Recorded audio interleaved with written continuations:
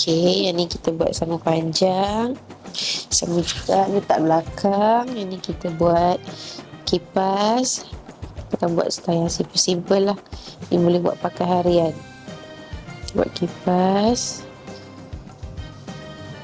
So, kita pin kat sini. Kita pin kat sini.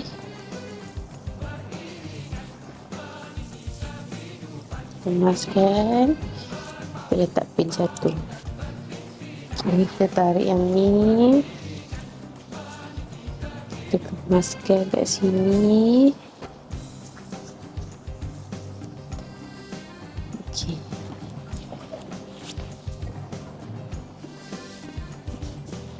Kempinkan kat sini. Ni kita tarik tegang supaya kemas. Ni kita pin kat belakang.